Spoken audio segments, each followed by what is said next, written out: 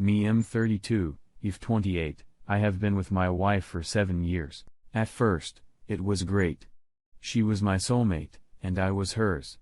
We had similar interests in sports, entertainment, social issues, holiday destinations, etc. We were happy for years. However, things started to change when my wife was coming more distant, even slightly colder. Now let me give you some insight. We have been together for 7 years. For 5 years, it was, as I said, happy. I felt I was her world as she was mine. We went out with friends, and I see her always smiling at me when we talked to our friends. She would take care of me when I was sick, as I did with her. She would back me whenever needed. She was my rock, my best friend, my one and only. We would do many things together like hiking, camping, wildlife resorts, go to watch the football. We had a passion for each other. I never wanted her to change. When I first met her, she was beautiful, brunette curly hair, stunning smile and so nice. She always implied the same with me. She made me feel special, not once did I feel inadequate or insecure about myself. As I said, for over 5 years, it was great, but things started to change when her new supervisor started at her work. Now at first, she would come home and talk about Margis. She would say that he's funny and makes people feel good. Of course, I was slightly taken aback at first because she would usually come home and ask about my day and hers, but she immediately talked about Margis straight away. However, at the time I brushed it off as someone who is new as her work. She sees the same faces for years, so when Marge showed up, it was refreshing. Weeks pass and my wife seems to be more distant and secretive. She would go out to work nights, which didn't bother me as she went on plenty before. However, we were meant to go out to a mutual friend's house for drinks. He is in a bad way as he has been diagnosed with a disease that is severe. My wife, as I said, is a rock usually. Really empathetic and supportive. So when we found out about our friend, we didn't hesitate to go over and show our support. The night came to go over, and my wife was running late from work night out. I called her a few times and no answer. I texted her no answer. After waiting, I decided to go to Daniel's myself. Daniel and I talked about how he's adapting and coping. During that time, I felt for Daniel, such a nice guy to have this as cruel. Afterwards, I got home and I'm seething. My wife is still not home. Missed calls or texts. Seriously, I couldn't believe it. I was getting worried if she's been in an accident, so I called her work colleague Jane. I get on with Jane and asked her if Kelly is out with her. Jane said that she is, but Jane went home, and it was just her and Margius left out. I was angry. So angry. We have known Daniel for years, and she would skip meeting our friend over a guy she just met. I kept telling myself there is an explanation for this. I waited until she got home. Eventually, she arrived home and saw me in the living room looking at her. "What's wrong? Everything okay?" I looked her in bemusement and said, "Daniel." She looked mortified. "I'm sorry, I forgot. I was out with work friends and lost track of time." She looks sincere. Her and Daniel are good friends, so maybe she did forget. I did ask her a question: who was out with you? She replied usual Jane, Sophie etc. I replied not Marjus. "Oh, yes. He was there." I pressed on remembering what Jane said. "Did everyone stay out until the end?" She replied, "Yes, it was a good night." The next day, I'm angry. I don't say anything to my wife, but she has never lied to me before. She has never let anyone down before. I couldn't grasp that she would bail on our sick friend for a guy she just met. The next few days, my wife was becoming more distant. She would come home later and not be affectionate towards me. I still put this down to workload maybe, but when she got home, she would be in her phone constantly. I asked her, "Who is it that you are always texting?" "Just a friend from work," she said. I asked her, "Is it Marjus?" "No," she said, "but what's the problem if it is?" I never seen my wife get defensive like this, but I was going to be honest. I replied, "Because you never shut up about him. He's been working with you for under a month and you seem to idolize him. Your face sparkles when you talked about him so much so you forgot about Daniel." I could tell I hit the spot. She replied, "No. I do not idolize Marches, he's nice, but just a friend." And I apologized to Daniel already. This wasn't enough. I waited until she was asleep and checked her phone, and surprised it was full of sex messages between them. I took photos of the conversation for later. A week has passed and it's still continuing. The late nights, the lack of affection. I speak to a friend about my concerns, and he said maybe I'm being paranoid. Try to do something new, like, make her a surprise dinner. I liked that idea, so I texted my wife and asked if she's busy after work. She replied, "No, I'm free." It seemed to be a nice text conversation, so I made dinner, got a nice bottle of wine and flowers. She got home and looked sad at me. She said she's really sorry, but a friend from work is organizing a surprise birthday party for a colleague, and that night is the only night they have. I shook my head in frustration and anger. She literally left right after and drove off. This was it. After months of suspicion, I needed proof. I know you must read this and say to yourselves, "Friend, can you not see the signs?" I could, but I was hoping that I'm wrong, hoping that it was a bad dream. Truth is, I was scared to find out, but I had to. I needed proof, so I put a tracker in her car. I pretended to be at work late so she didn't see me when she got home. She did arrive home and she set off again in her car. I followed her as she went further out of town. She eventually pulled into a car park that was secluded in the corner. She was waiting until another pulled up next to her. It was him, Marges. She got out and got into his car. It was obvious what they were doing. I recorded her getting into his car for evidence against her. For the next few days, she acted like everything was fine. I mean, I know that she doesn't realize I know, but she was acting like normal, smiling to me, even holding my hand at breakfast. She left to go to work. I had a day off and decided snoop on the laptop to see anything suspicious. There was nothing, but when I was looking through her drawers, I see an iPad under the bottom drawer. It wasn't mine, so I assumed my wife bought it.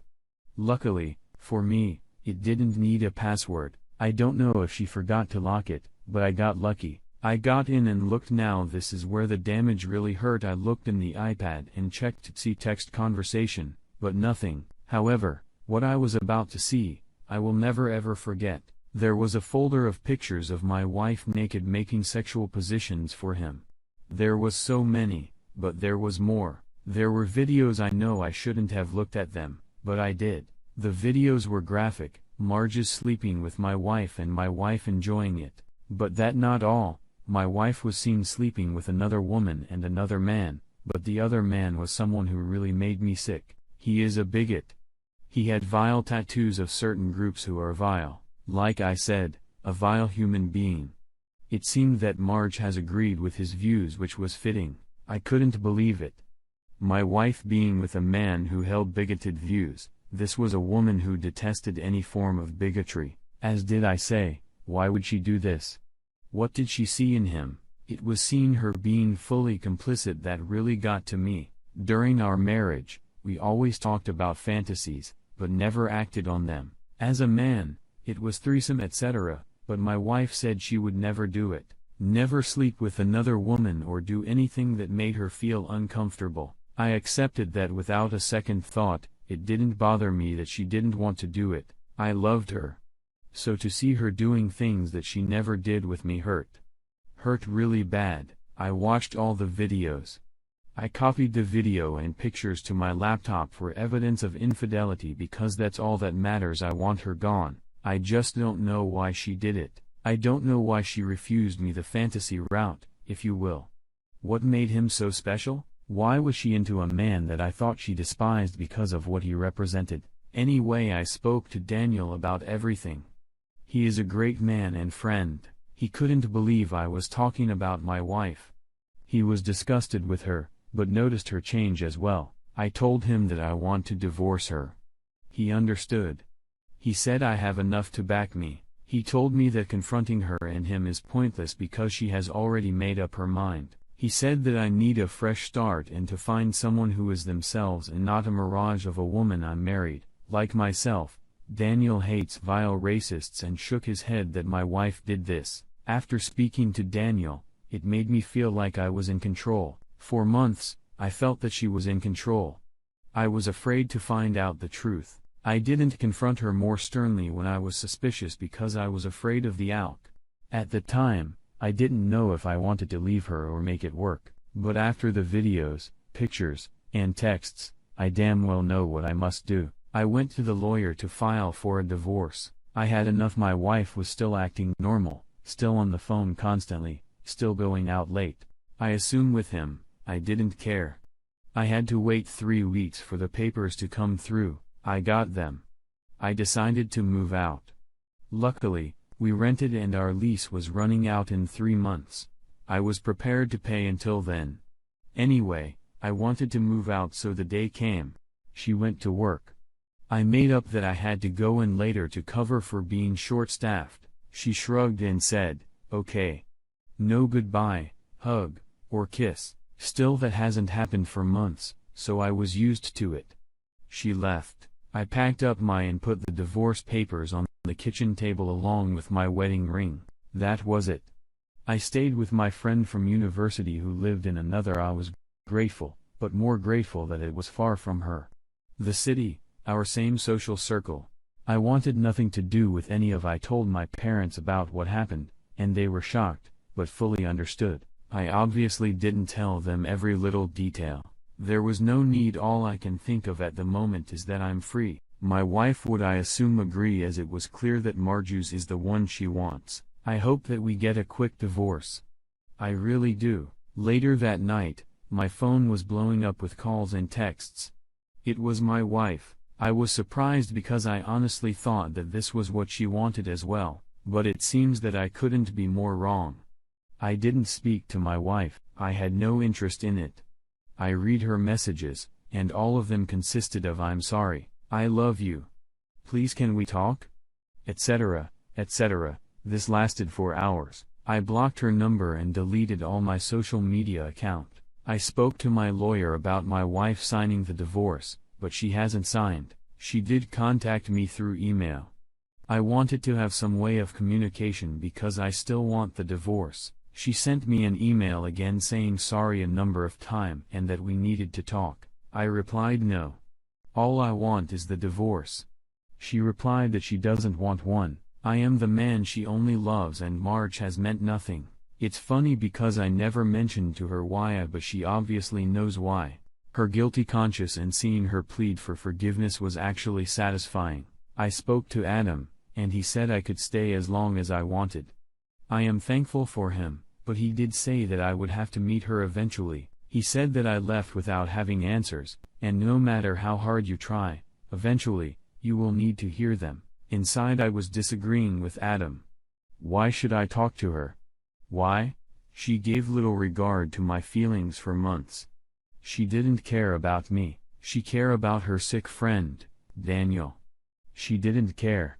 So why would I talk to her? I know that deep down I'm being stubborn, but also angry that my wife is trying to reconcile. I honestly thought she would have signed and moved on with him. This has me mixed up, and even more mixed up now is that my wife wants to meet. I have a therapist who is excellent.